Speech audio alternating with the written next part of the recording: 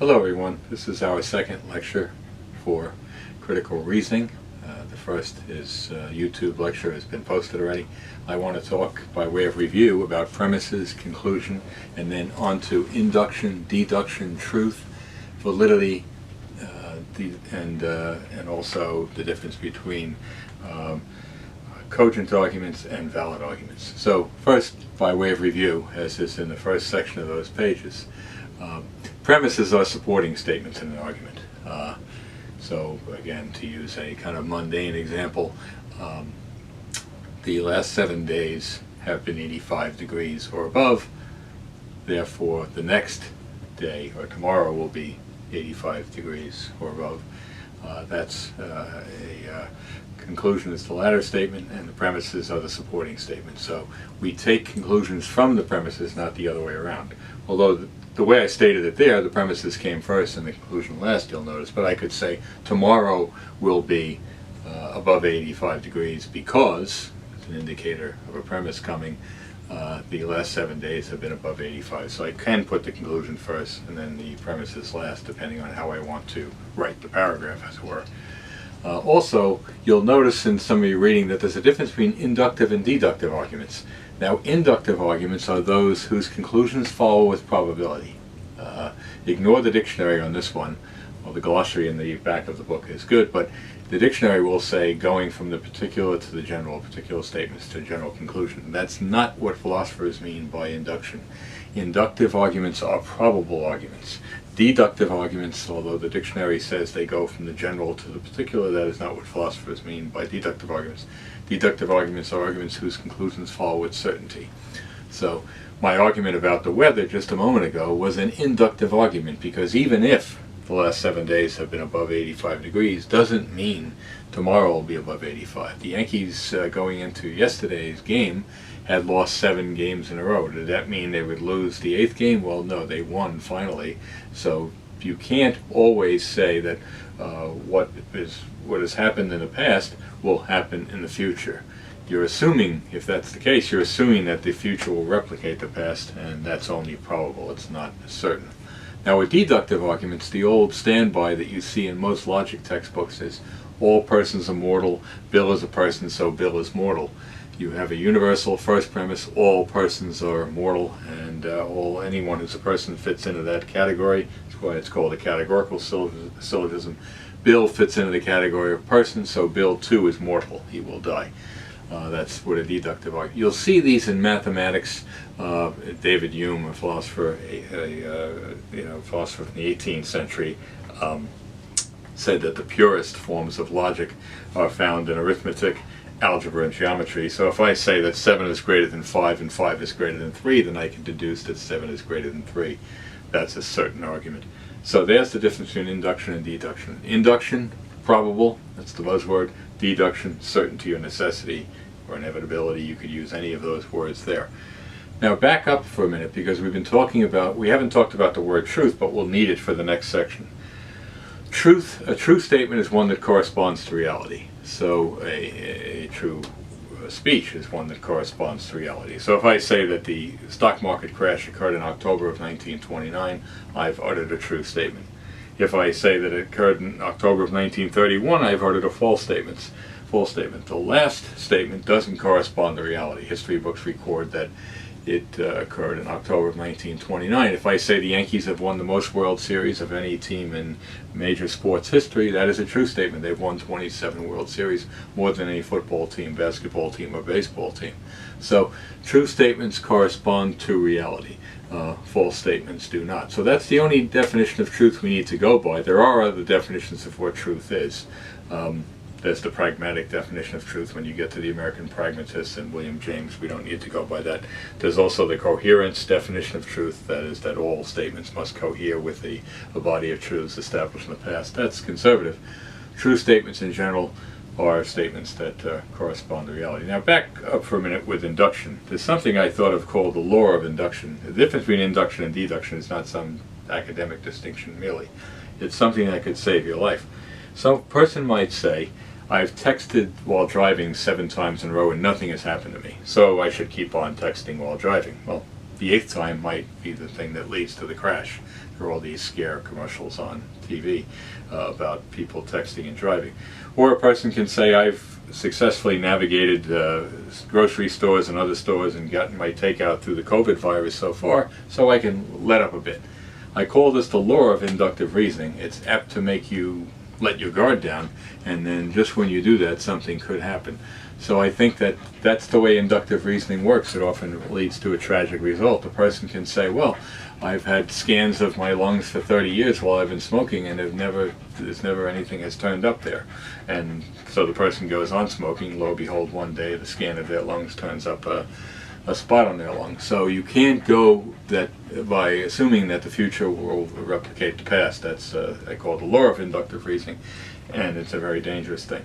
There's a section next to the text distinguishing between deductive and valid arguments and inductive and strong arguments.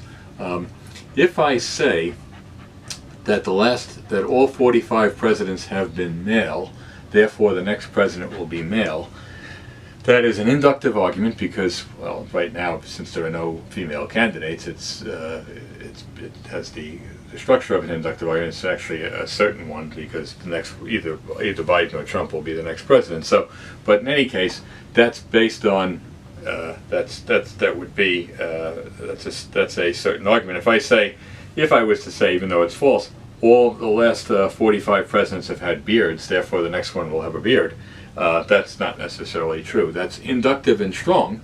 Strong because the 45 cases establish a great expectation for the future of a similar case, but it's a strong argument. But notice it's not a cogent argument. He uses the word cogent to describe a kind of perfect argument. That is, it's inductive plus all the premises are true. My argument about beards is the premises are not true. Not every previous president has had a beard, and so the current president doesn't have a beard. So you can't say that since there's at least one president who hasn't had a beard, and many more than that in actuality, then the argument is not cogent. So cogent arguments are arguments in which all the statements are true. That is, premises plus conclusion are true, and this is the second factor. The premises do support the conclusion strongly. When we say supports it strongly, we mean by 51% or greater. Like if I say that I'm now going to flip a coin 3 times in a row, I should get at least one head. Well, if I flip a coin 3 times, the chance of my getting one head or one tail is 7 out of 8, as it turns out. So that's strong. 7 out of 8 is about 87%. That's greater than 51%, so that's strong.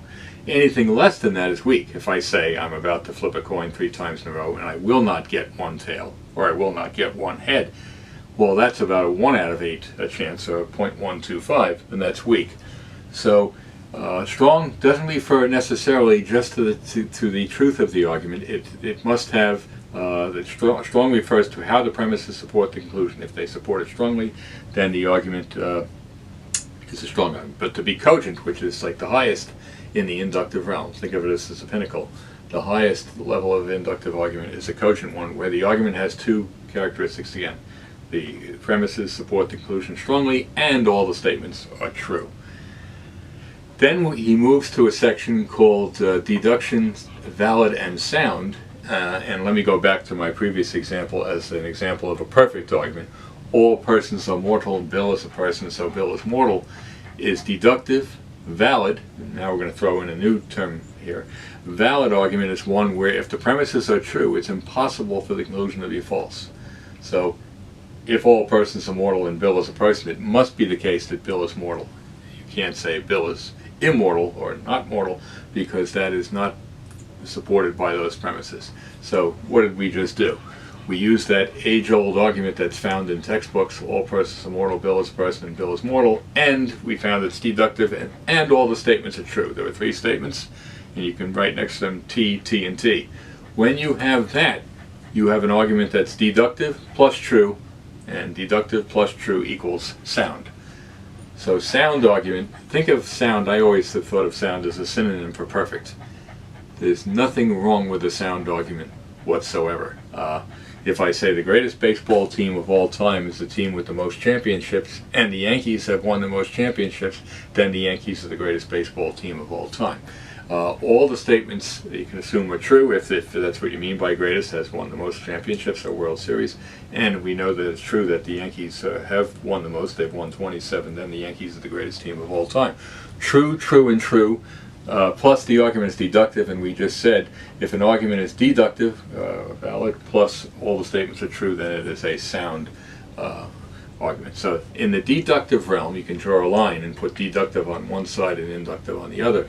In the deductive realm, the pinnacle of all arguments is the sound argument. It's kind of the holy grail of philosophers. They're looking for the irrefutable argument, the argument that you really can't reply to. It's perfect and can't be taken down. But in the inductive realm, we don't have certain arguments. We just have arguments that are probable. So the best arguments there will be strong, and all the statements are true.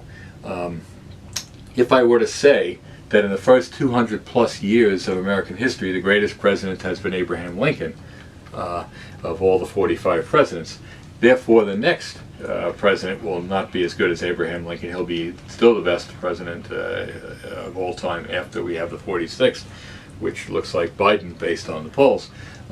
That's a very strong bit of reasoning as to why Lincoln will remain the greatest, as he's been the greatest for 200 years, according to presidential historians who rank these things on C-SPAN, for example, where they rank the presidents 1 through 44. They leave out the current president because his term is not finished yet. But they have Lincoln number 1. So if he's been the best for 200 years plus, it stands to reason that he's liable to stay the best for some time. We can do this in the sciences too. We can say that arguments like the Big Bang Theory, which replaced the steady state theory. The steady state theory said that the universe is, as it sounds, steady, but the Big Bang Theory said the universe was expanding. That's been kind of in vogue for nearly 100 years. So what we've done here is review premises and conclusions. Premises are supporting statements and arguments. They support a conclusion. Conclusions are statements that follow from premises, not necessarily follow in order. The conclusion can come first in the paragraph, let's say, and the premises last, but follow logically from the premises. Then we said that truth is a correspondence between one statement and reality. 3 times 3 is 9 is a true statement. Then we distinguish between valid and deductive arguments and strong and cogent arguments along the way. And so I think that takes care of, so far, the important concepts so far, and you can look towards next week's work to go further. Next week we'll be looking at fallacies, and these are the kinds of things that are used in everyday life too. You'll see them come up all the time. Fallacies like name-calling, appeal to force, both of which the current president uses a great deal. He's nearly using appeal to fear and force greatly. He's saying if we allow these riots to continue, your lives will be threatened, and I have to come in and quell them and repress them. And so he's trying to win an argument by appeal to fear, trying to bump up his poll ratings. But we'll take that in advance. Next week we'll get to fallacies. So I'll see you then. Next week I should post another video on Sunday. Thank you very much.